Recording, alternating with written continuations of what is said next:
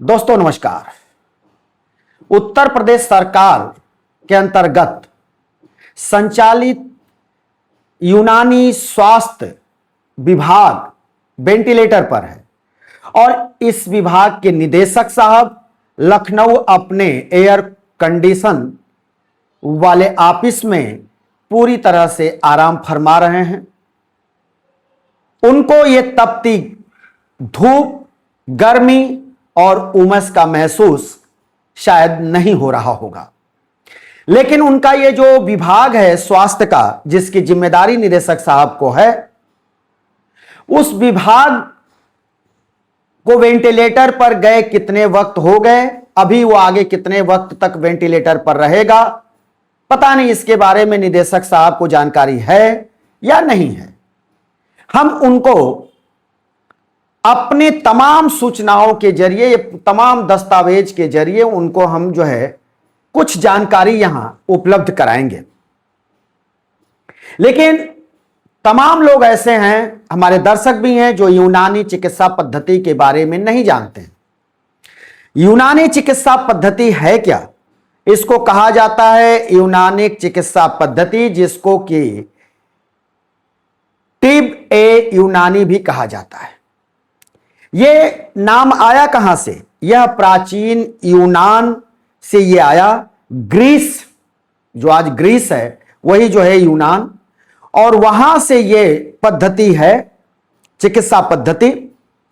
इसमें चार लक्षणों को देख करके इलाज किया जाता है, जिसमें आता है रस, जिसको हम दम कहते हैं, रक्त, बलगम, कफ, सफरा, पीला, पित्त। यानी ये जो चार हैं, इसी के अनुसार इलाज किया जाता है। खास करके इसके जो चिकित्सक होते हैं उनको हकीम कहा जाता है। और इन अस्पतालों को एक बात और बता दें कि अधिकतर ये अस्पताल अल्पसंख्यक क्षेत्रों में पाया जाता है, वहीं पर खोला जाता है। हकीम अब ये करते कैसे हैं इलाज? नाड़ी पकड़ करके, आपकी नाड़ी देख करके करते हैं, मल और मूत्र की जांच करा करके ये इलाज करते हैं। और शुद्ध प्राकृतिक जड़ी बूटियों से यहां पर भी इलाज किया जाता है, जैसे आयुर्वेद में किया जाता है। अब हम आते हैं निदेशक साहब को बताना चाहते हैं कि निदेशक साहब, आप लखनऊ में बैठ रहे हैं, आपका विभाग वेंटिलेटर पर है, लेकिन आप इस विभाग को प्रतिदिन देखना, सुनना, या फिर इसके बारे में जो यहां काम करने वाले कर्मचारी हैं, क्या उनके हितों की चिंता आप करते हैं? जबकि आपके ऊपर इसके पहले आरोप लग चुका है कि यूनानी विभाग में चतुर्थ श्रेणी के कर्मियों की नियुक्ति जो होगी सेवा आयोजन कार्यालय से होगी, फिर भी डायरेक्ट उनकी भर्ती कर दी गई। यह 2004 में भी ये बात, 2004 का मामला है। ये आप ही निदेशक रहे, आपका नाम है प्रोफेसर जमाल अख्तर साहब, और आपके कनिष्ठ निदेशक सहायक रहे इकबाल साहब। अब मामला यह है कि टोटल इसकी बात की जानकारी जो हमको मिली है, यह बताया गया है कि ग्रामीण क्षेत्र में 112, शहरी क्षेत्र में 33, यूनानी कॉलेज प्रयागराज में 4 और औषधि निर्माणशाला में 10।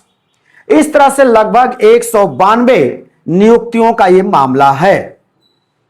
अब उसको लेकर के अभी आगे क्या कार्रवाई हुई है, नहीं हुई है, आपको स्पष्ट करना चाहिए, आपके तरफ से स्पष्टीकरण आना चाहिए। दूसरी बात, वरिष्ठ सहायक पद, क्या चीज?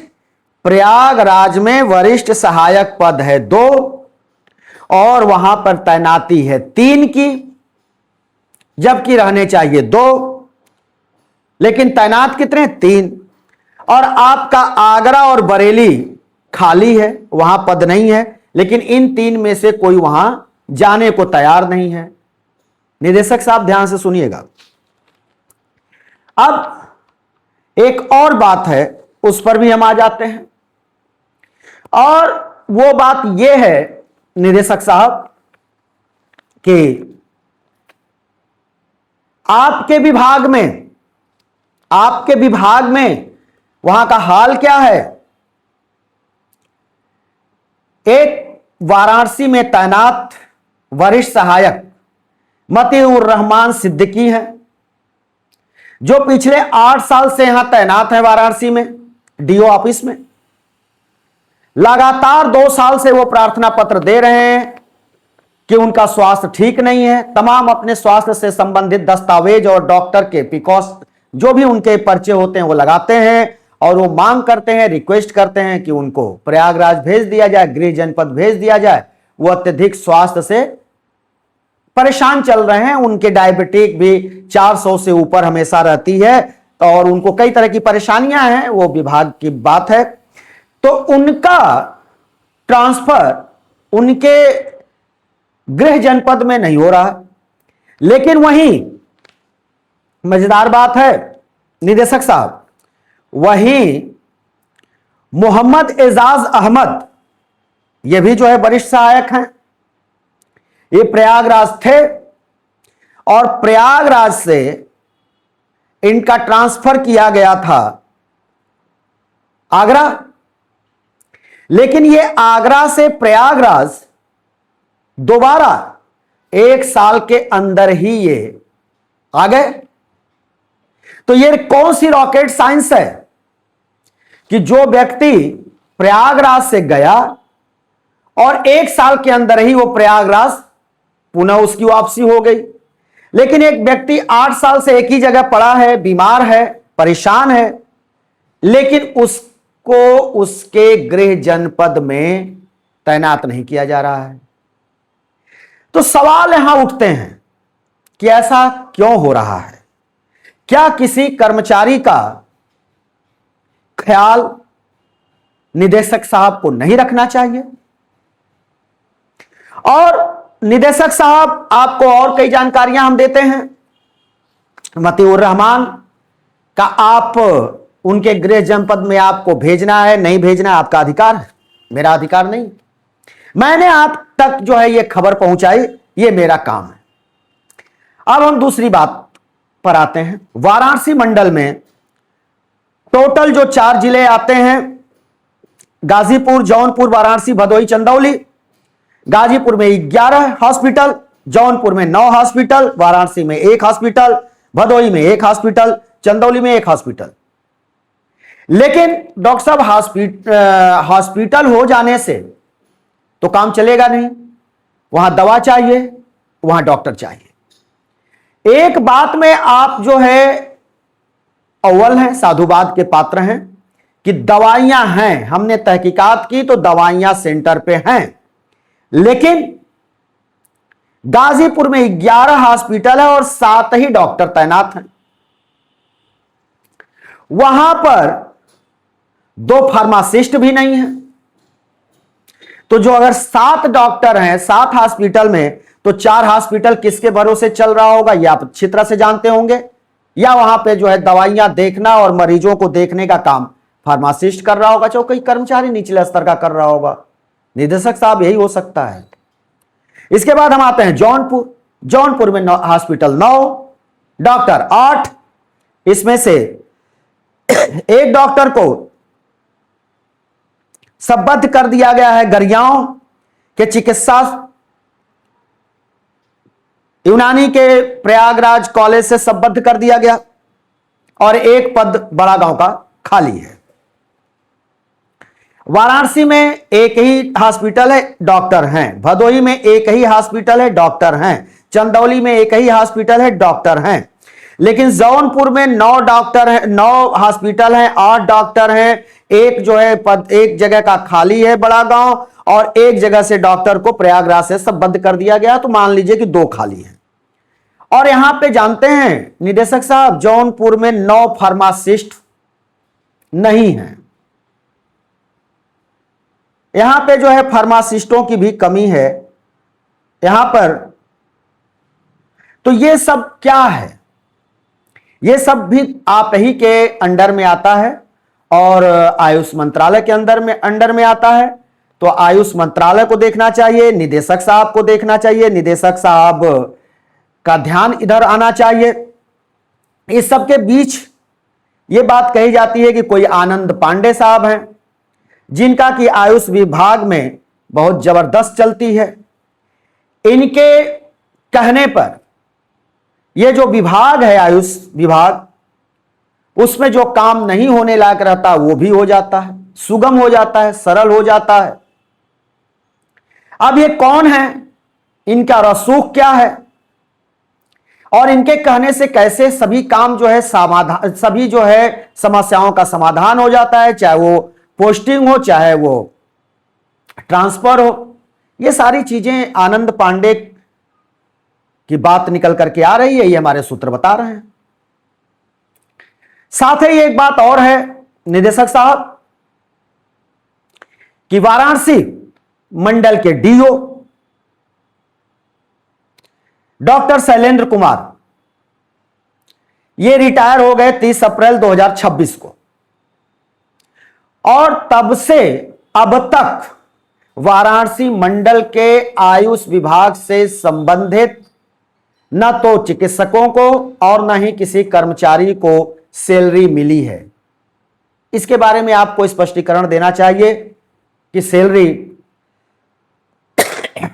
सॉरी कि अगर डीओ नहीं है तो क्या सैलरी नहीं मिलेगी? यह अनियमितता क्यों है? सैलरी किसी भी कर्मचारी का अपना हक है, उसको परिवार चलाना है, तो उसकी सैलरी तभी से क्यों रोक दी गई है? निदेशक साहब एक मामला यह है।